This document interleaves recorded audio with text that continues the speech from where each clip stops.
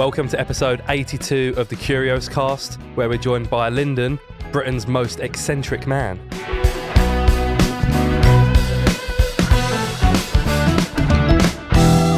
So Rob, we're here in a workshop, garage, with Lyndon.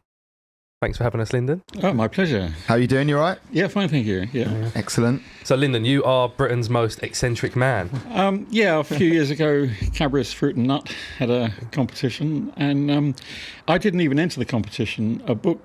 An author who was doing some research into items for eccentric Britain came round, and he was suitably impressed with my things. And unknown to me, he nominated me for this competition, and I never thought any more about it.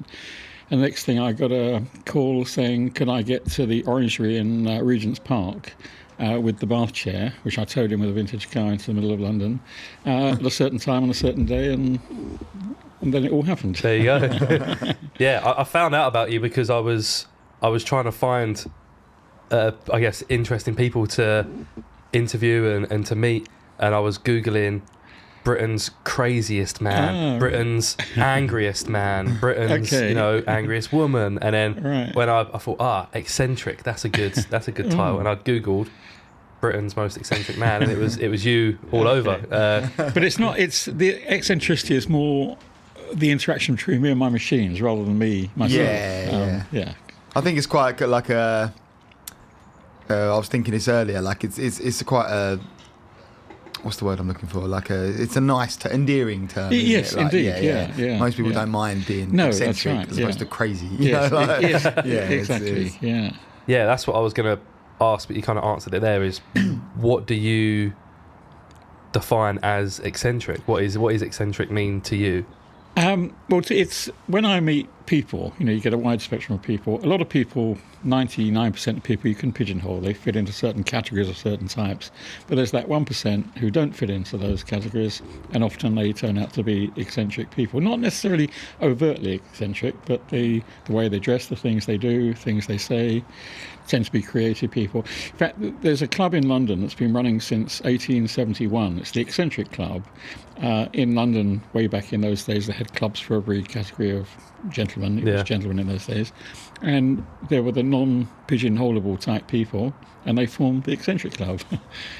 I read earlier about a list of, through history, Britain's eccentric people or something. Yes. And it mentioned a few aristocrats, and one gentleman, I can't remember his name now. I'll read about it on the way home, but it was saying he's really just ahead of his time. It was the sort of thing where if he was around now, no one would bat an eyelid. Exactly. He was just cared about the planet. He used to do cold water swimming. Yes. I can't remember his name. Everyone thought it. He said at the time it was just he's a madman. Yeah, he said it was unusual to swim. Right, yes, it was unusual to swim in the water at that time. Sure. And people used to go out to watch him. He'd do it all times of the year, and people would be be curious to see someone that's and an aristocrat swimming. And he had a long beard, which again is everyone's beard.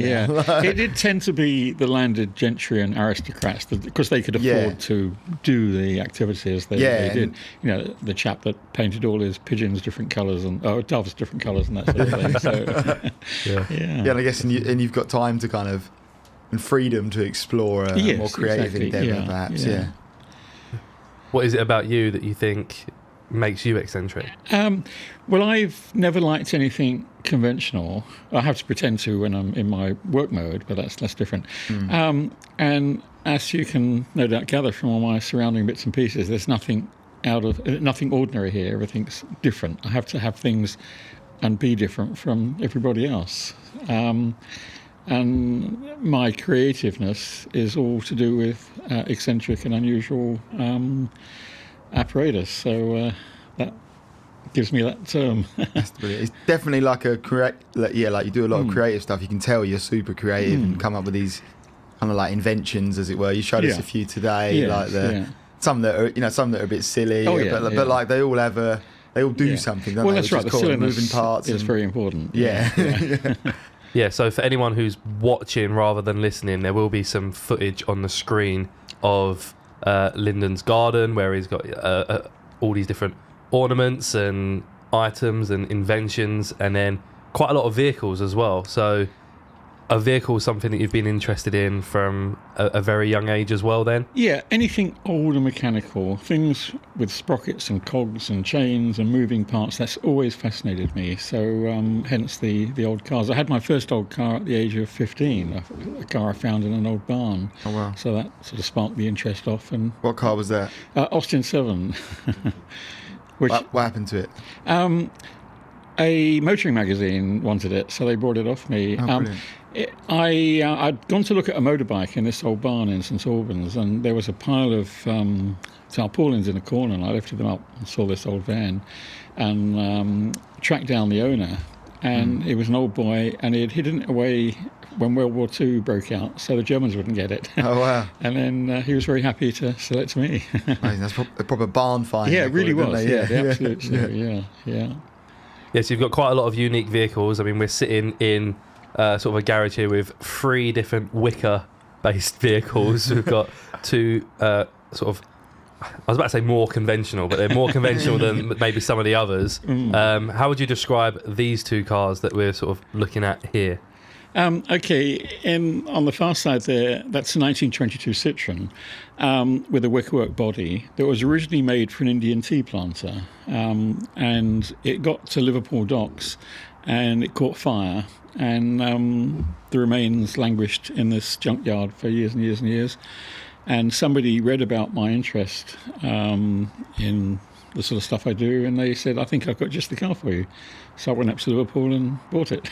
So was it always a wicker thing? Is that what you mean? There was most of the wicker had been burnt away when I got it, so I had to redo the body. And I had no idea how to do wicker work. And in High Wycombe, which was a centre of excellence for furniture making and wicker furniture type people, I went to see 1 or 2 experts and got a quote from them. It was so expensive I couldn't afford it, so I brought a book on basket making, got some material, experimented, and that car went together. It's awesome. I asked you earlier, I was like, did you practice any baskets for anything, or just jump straight in? You were like, no, just jump straight in. Well, it's a very forgiving material to work with, because if you get a strand wrong or a bit breaks, you just undo it and weave another line. I mean, you've done a really good job of that. So, I mean, if it was that expensive to pay someone else to do it, you could maybe do that as a little part-time thing. Side hustle. If you have short on cash. I like the small details as well. It's even got an umbrella holder on the side, like an umbrella stand. Weather equipment. Again, the umbrella holder, that's a nice bit of British eccentricity. A lot of veteran cars carried those sort of things. Oh, did they? It's a nice. I love the idea. That's a very British thing, isn't it? Just stick an umbrella on it, just in case. That's right. Well, absolutely, yes. Yeah. And then we've got over here another wicker. Is it wicker? Yeah. It's a wicker aeroplane. In the 20s and 30s, they had propeller-driven cars, and I thought this is a great idea to do one. I wanted to do one that was a bit different, so I spread word around and eventually got donated an old aeroplane fuselage, which I'll wickerwork that, and that will be a propeller-driven wickerwork car when it's finished. So when you say propeller-driven, like, what does that actually mean? Is it? Well, a small aeroplane is, when it's taxiing on an airfield ready for takeoff, it's just running on the power from the propeller, air screwing into the air. Yeah. So this will operate in exactly the same way. Right. It'll be like taxiing an airplane, but no wings on it. So it's like driving. Yes. The propeller is pulling it forwards, essentially. Yes, indeed. Yeah. Mad, isn't it? You said something like your bike and things, you've got like a propeller, but it's sort of in inverted commas, propeller powered. That's right. Yeah. My daytime work is to do with aeroplanes and aviation, and I've been fascinated by aeroplanes since I was a kid. But I just love old propeller-driven things. Yeah. So I buy old propellers when I find them, or suitable apparatus to make them into a project. So yes, there's the propeller-driven moped there also. Right. And you said that car is 1922. Yes. But that's not the oldest car that you have in your collection, is it? No, I've got out there is a Model T Ford from 1920, a top hat saloon. It's very, very tall. The idea was that you could go to the opera wearing a top hat, not having to take it off. So you just step into it with your top hat on. Brilliant. I didn't know that. That's why they were so tall like that. And it's got a low mileage as well, you told us. Some crazy. It was a Manchester-built Model T Ford, which is quite unusual because they only built a few cars in England. Okay. And I can't remember what year, but anyway, it was acquired by a private collector many, many years ago, and it was stuck in this collection for about 60 years. Oh, okay. And about 4 years ago, the guy died, stuff went to auction, and I ended up with it here. So 26,000 miles on the clock since it came out of the factory, which is amazing for a 102-year-old car. Yeah. So he probably didn't drive it much, or he'd get out of weekends maybe, or something? Yeah, no, I think it just stayed in this private collection. He had 100 cars or so, yeah. Yeah, I think my car's done more miles than that in the last 2 years or so. So I bet, the fact that this car's been around for 102 years is incredible. That it's only done 26,000 miles. Yeah, it's wicked. And then I think the car that sort of piqued my interest the most was the Amphibious Car. Right. Tell us a little bit about. Well, you've got two Amphibious Cars. Yes, tell us a little bit about those. Well, before I had the Amphibious Cars, I had a steamboat from 1898. Which was great fun messing around with steam, but it required a lot of lead-in time, lead-out time, maintenance, looking after. So I decided to get rid of that and get something else I could take on the water, ideally without having to pay mooring fees, very expensive, and all the hassle that goes with that. So I had an idea of getting an amphibious car. So hunted around and found Tim Dutton down in Littlehampton, who makes kits where you find your own donor vehicle, buy the kit, and make your own amphibious car. That's awesome. And Ben was saying that, like the guy that was earlier filming, he said it's always been one of his ambitions is to have an amphibious vehicle. Oh yeah, he was meant to ask you about that. Yeah, so I can send details. Yeah, so amazing. Yeah, Ben has a goal to break the world record for the quickest channel crossing in an amphibious vehicle. Yeah. So, I don't know, you've got a little bit of experience with amphibious vehicles. You got any advice for him? Tim Dutton's been across the English Channel twice in a car the same as that one. Oh, is he? Wow. And on one of the Top Gear programmes, they made their own amphibians. Ben said, went across, and they previously held the record, apparently, at one point. Oh, I didn't know that. And then, didn't he say, and then Richard Branson broke it or something? I think Richard Branson had it first, then Top Gear wanted to beat it, so they beat it, I think. Yes. Right. So I think I remember watching it and Clarkson's like, take that, Branson. Yeah. But then I think he said someone else. He said there was an English and a German pair that broke it.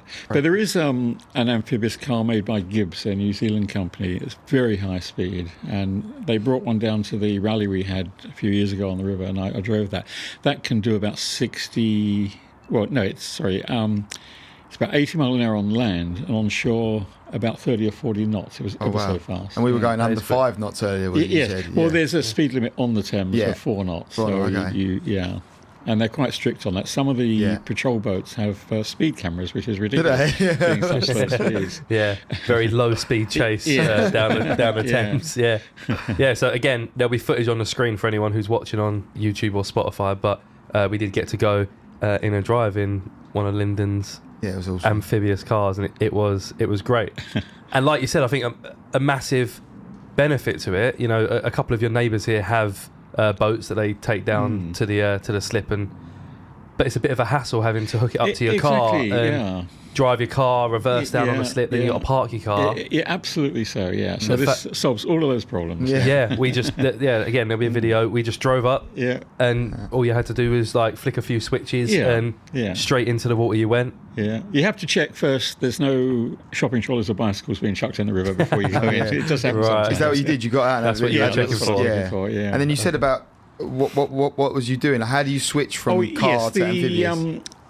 In the water, it's propelled by a little aqua jet unit, and that's belt driven.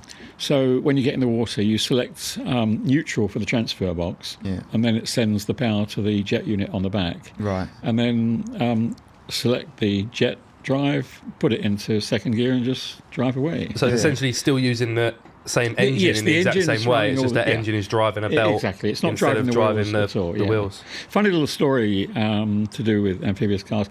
As I use mine a fair bit, and one or two friends of mine have got them, so people are so used to seeing them on the River Thames. In Maidenhead a couple of years ago, there was a black Mercedes just floating down the river. And everyone thought, oh, there's another amphibious car. And then someone realised there's no one in it. And it was a car, somehow, I don't know how it got in the water, but it was, and it was quite airtight. So it was someone left their handbrake on. And that happens from time to time. So that's quite funny. Yeah. I saw when I was telling Tom on the way here that I did a bit of cycling through Holland once, and there was just a car just chugging along down one of the canals. Oh, right, and, yeah. I remember just looking and being like, am I seeing that correct? Yeah, Holland is very popular for amphibious cars. The original Amphi cars, which were the design icon from the 60s, there's a dealer in Holland, and it's got quite a following out there. So there's probably about 15 Amphi cars operating in Amsterdam. Oh, wow, okay. There was our friend that we do the podcast with normally, George. Yeah. He lives in Holland now. Oh, right. So we'll have to keep an eye out. Yes. Keep an eye out for some amphibious vehicles. Yeah. Maybe he can get one himself. Yeah. Well, the and then he can come along, come across the channel. Yeah. You've got quite a few inventions. You also invented a few small little, I guess, gadgets during lockdown last year and the year before. Yes. So tell us a little about a couple of those. Yeah, with all this social spacing, I call it anti-social spacing, but I could see scope for designing a few things to facilitate that. So one of the things is a special pair of boots with 2 metre long poles on the front, tennis balls on. So you go walking along and you can't get within 2 metres of anyone in front of you.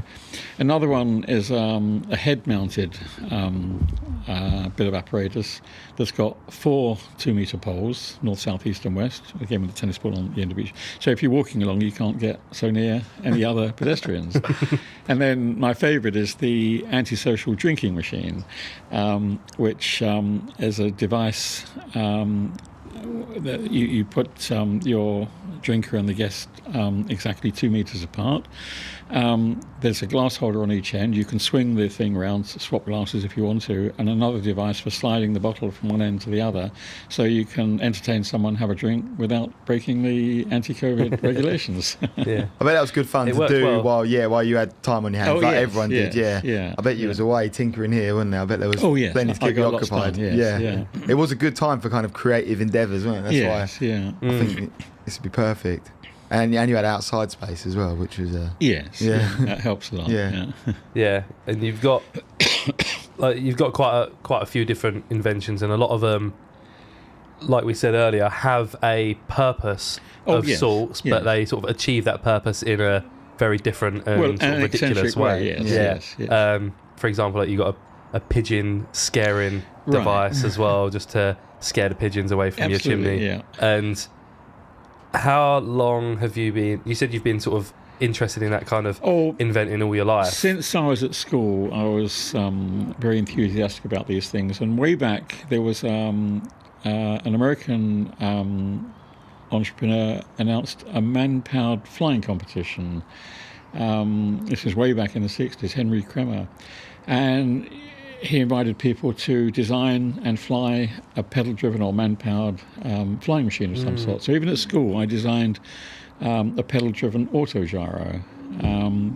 Needless to say, I didn't have enough expertise or engineering skill to make it work properly. I did the mechanism to drive the rotors and drive it along the ground, but it vibrated so much it shook itself to pieces. So that was the end of that one. Yeah. But they still, it's like Red Bull do a thing like that, don't they? Is it actually propelled, or do they just kind of jump off? Oh, they have they have a. It's down near. It's near Brighton, I think. Bird, I think they call it. Or something like that. Yeah, because I was looking at it for us to go to potentially. But I thought the footage wouldn't be great because they go off the end of a pier. So they have a pier that overhangs, the sea, and then I think they put like a little ramp at the top. So the idea is you build a flying contraption, and the goal is to try and fly as far as you can. And some people obviously take that as their main goal, is to see how far I can fly. So they really just basically it's just a sort of paraglider or something. Yeah. But then some people try to make the most eccentric and ridiculous sort of style device. And they just go straight in the water. Like they get about 2 meters in. So we'll think about that one day. Maybe we could. Maybe you could help us out. Yes, sure. We'll come and we'll draw up some designs. I guess that'd be fun. You normally get points for like style, don't you, in those things? I know they do with the go-karting. You get like a style soapbox style. Yeah. What was the first?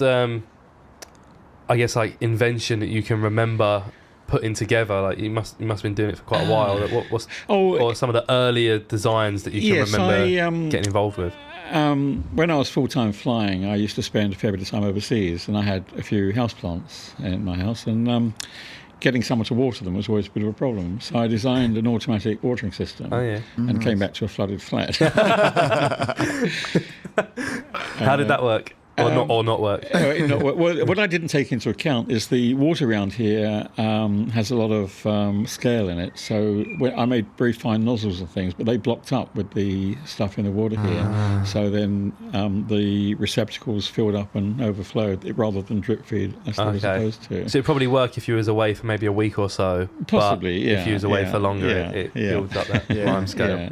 There's quite a low-tech solution that I saw once for that, with like people doing their, maybe if you go away for a few days and you something to do with like you just put a bottle of water and a pinhole in it and it just drip feeds. And it just drips, the soil, isn't it? Yeah. Oh, it just like slowly absorbs rather than it actually like trying to be a watering can thing. Yeah. I might do about that next time we go away in the van. But we go away in my camper van quite a bit, and my girlfriend's really into her gardening and stuff. And there's always that dilemma of like, how long can we leave the plants if it's a nice day, a nice week? You must make a lot of friends being sort of as eccentric and well known as.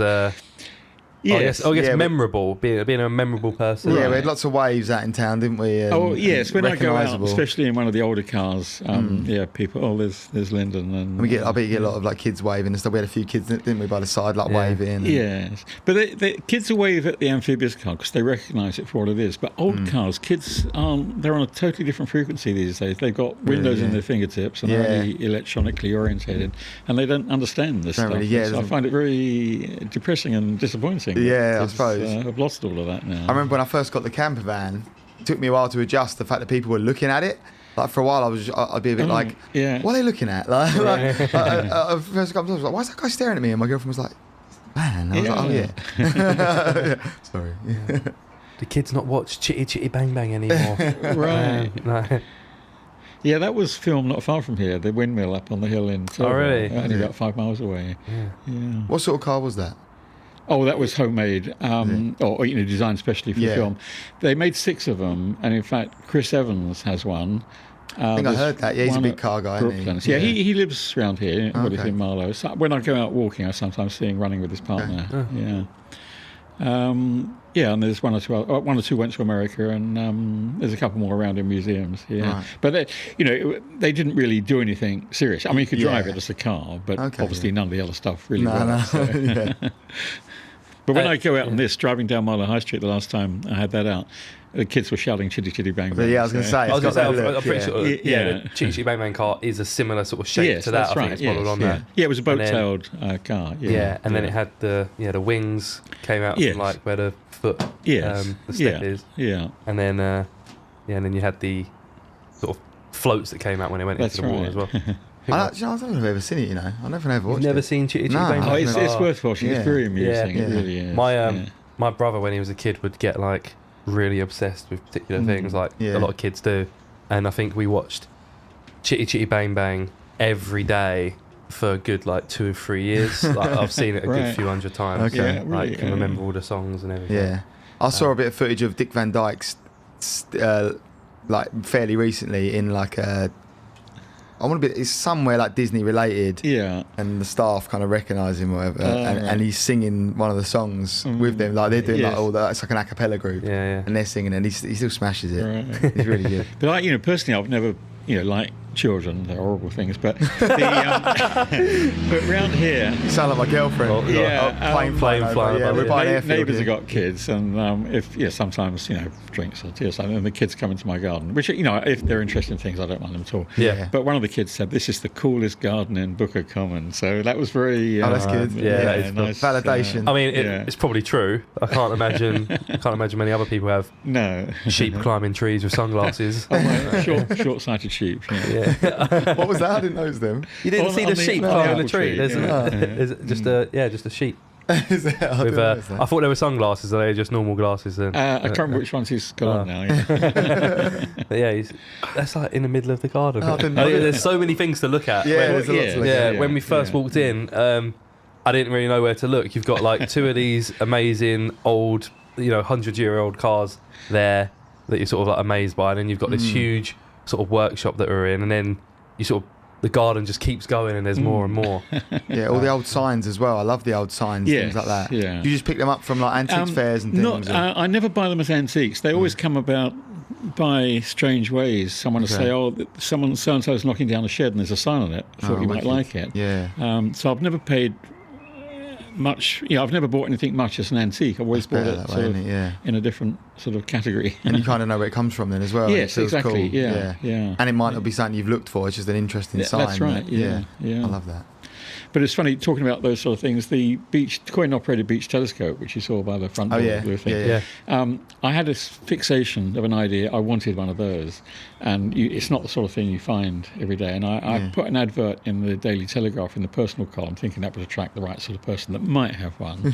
But I had people ringing up saying, "Still want a beach telescope?" I said, "Yeah." He said, "I'll get you one." I thought, I wonder what this means. I rang up a week later saying, I'll have one for you in a couple of days. And I thought, which peer's he going to nick that from? But it was very funny because a gentleman in London who had a penthouse in Kensington somewhere rang me up and said, look, if you find another one, I'd really like one for my penthouse balcony. And it just so happened in the local auction rooms, there was a beach coin-operated telescope in pieces in a box. So I got that. And when I unpacked the box and unwrapped everything, I realised there were two in there. So I was able to ring this chap up and say, "Still want a beach telescope?" And I was able to sell him the spare one. Oh, wicked. Nice. Yeah. That worked out. Yeah, I was thinking how funny it'd be if you put that article in the Telegraph and then like the next day or the next week there's another article saying that there's been a spree of like vandalism and theft along the beach. You mentioned as well that you've done quite a bit of travelling in your time as well. Yeah, my real work is aerial survey, in aeroplanes, and I was aircrew, and I did projects in about 125 different countries, about 18,000 flying hours, all over the world, and lots of adventures associated with that. You told us about the trip with the car out the back there. Yes. That you drove across. Years ago I was in New Zealand working, and I intended to stay there, but for various reasons I decided to come back. And because I've always had vintage cars since I was a kid, I brought a Model A forward at quite an early stage when I was in New Zealand and started putting it back together again. Not restoring it, just making it work again. Okay, yeah. And then one day I'm in the office over there. It was a horrible, wet, grey day, and in a foul mood, and looking at this map of the world that was mounted above my desk. And suddenly I had this idea: I'll drive it from there to there. So I went back to the house I was sharing with a few other people and said, I'm going to drive a vintage car from New Zealand to England. And they all said, you're mad. They all ended up coming with me. We had two cars in the end. And so was the other car a vintage car as well? It was a Model A Ford also, a similar sort of car. Yeah. You all just squeezed in it with all your stuff? Well, we had two cars, 8 people, a lot of stuff on the roof, on the running boards. And running through places like Asia, it was easy enough to replace things, fix things. Yeah. We broke down every day, but it's dead easy repairing stuff in these places. That's amazing. Yeah, that's something I've always wanted to do. Is like what was that car rally thing you wanted to do? Yeah, me and a friend had planned to do the Mongol Rally, where you drive from London to Mongolia. Right. So similar kind of route to you, just the other way around, I guess. So you drive through Europe, and you can choose what route you want to go. So you can go the most direct or the most scenic, and then you go through, of course, Asia, and you end up in Mongolia, either going through China or Russia, and lockdown happened and stuff, and haven't got around to doing that yet. And now, plenty of time. Obviously, now obviously a lot of countries you need, all paperwork and this is the problem these days. Do a test for like each country to make sure you're negative. Like the whole, it's a bit of a pain at the moment, and there's a war going on. So, so maybe give that a bit. Yeah, so we're doing like a loop of Europe in July. So only for a few weeks, but we're going. I think as far as sort of like Croatia and then up and around. So super. Yeah, but nice. not in a vintage car, not in like any sort of like 70, 80-year-old car. We're doing it in my 2016 Vauxhall Corsa. It probably won't break down as much. I think we'll be all right. Yeah, that's what's always stopped me at the minute, taking I really want to go out to like France in the camper van, but I'm just a bit. like I really don't know what I'm doing with it yet. Like I do need to brush up. How old's your van? It's nothing like these, but it's like 91, so it's 30. Just over 30. Yeah. I'm getting a. Every time something goes wrong with it, I'm trying to learn what it was. And well that's pretty good. Yeah, getting there with the bits. Like I changed over a couple of like easy to change little bits on it recently, like the distributor cap and just like the rotary arm, and just changed a few bits out on that. But in France, in the smaller places, you still get these old family-run garages. And I've taken the Model A Ford. I've toured around France a couple of times in that. Yeah. Everyone's so helpful. You break down, they come out and help you out, and the campsites facilitate everything you need. Yeah, wicked. It's really it's well worth doing. Yeah. And apart from the French at the sort of borders, who a bit anti-British because of Brexit and everything. Once you get inland and you're mixing with ordinary people, there's no hassle whatsoever. Yeah. I'd like to build up a list. Like, a few groups where people talk about like a little list of some handy things you could have in case it breaks down. They might be a bit harder to get hold of. Like spare little bits you could have in the van. But even if you don't do it yourself, you should be like, I've got one of these. Like, I've got a spare cam belt in there at all times at the minute. I need to get a fuel pump. Someone's told me they're quite common to go. Right, and that's something you can just kind of unscrew and screw on if you need to. I see a video on someone on YouTube that they've been touring in theirs, and it was in India somewhere, and he's just unscrewing it and just like, I hope this works. I imagine people are very open to sort of helping you out if you was breaking down. If if you're dressed a bit unique and you're in this really unique old car that people, it's a bit of a novelty. Whereas I guess if someone else breaks down in a regular car and they're dressed like everyone else, people probably are less likely to stop and help, because you don't even pay attention, you don't even see it happen. All the time, but you sort of like you're grabbing attention. Well, you might get another enthusiast as well come past. That often happens. One of my breakdowns, I used to have a little bubble car, the old bubble cars from the 60s, and I was going down Mile High Street, and it conked out halfway down the high street on Saturday, really, really busy. So I ended up I only had a bit of string in the car. I got this bit of string out, and I'm pulling this car down the high street. It's very light, and loads of people came and helped. So that was really nice. I've had that a couple of times. I broke down. I conked out just by. I was like 5 minutes from my house, and I'd driven it back, and I conked out like on a roundabout. I just pulled out a little bit as well, and I was keeping all the traffic. And I rang my mate Jack, who luckily was like, we were going to a gig, so he was following me around, and he ran. I was like, I've conked out by Sainsbury's. So he drove around, parked in Sainsbury's, came out and started helping me push it, and then some other blokes just came past. Luckily, he was like a tank. He just came over, and you heard the difference. Jack's quite small, and the difference between him pushing it, suddenly it was like I was driving it again. It just went. There are nice people about it. They'll always help you out. But the biggest problem now, and it's been your car, if you go onto the continent, because they use this ethanol fuel, E10. For older vehicles, it's really, really bad for them. Well, there's debate about that with Mar. I think a lot of people say it's all right now as long as you change the fuel lines. So if you get updated fuel lines on it, it's not that bad. Like there's debate about it. Some people are like, nope, I swear by and they'll pay for the E5, won't they? 99 octane. Yeah. But I'm not sure if E5 is available on the continent. Right. But maybe not. Yeah. I'll let you know when I go. Right. Oh, I think it is I know it is in Ibiza, because I had to fill up in Ibiza the other day. Well, a couple of weeks ago. And that was not, they told me use 95. Yeah. Because it was an older car. Right. But I've got an old Land Rover. It's up the road at the moment. But the fuel lines, the rubber lines on that, it just eroded right through a fuel line. Yeah. Driving I could smell petrol and stopped, and it was pouring out. Yeah, that's up at the time. You can get because. People have made like newer modern fuel lines for my one, so you can get some. I got it booked in to get them swapped out. Actually, oh good. My girlfriend's refused to go anywhere. So we woke up one morning on one of the groups in Facebook. I watched a video, and it was like someone's T25 on fire, and they go up from the back. Obviously, that's where we put the dogs. And she was like, "I'm not going anywhere else until you get those fuel lines changed." Like, fair enough. Well worth doing. Yeah, definitely. Yeah. You mentioned that quite a few people don't understand when they see a really unique car, and I think you mentioned it when we were talking about your Tritania. Oh, yes, Tritania. Yes, which is like a twin-hulled, twin-hulled boat. But I was in Henley going along the river, and there was a well-heeled chap standing on the shore there, and this was totally alien to anything he'd ever seen before. And he's looking at me, and he was within speaking distance, and he said, "Well, what's the point?" And I thought, well, how do you respond to a person like that? So this thing has got 2 pointed holes. I said, there's a point there and a point there. Yeah. And if you don't get it... Jog on. Yeah.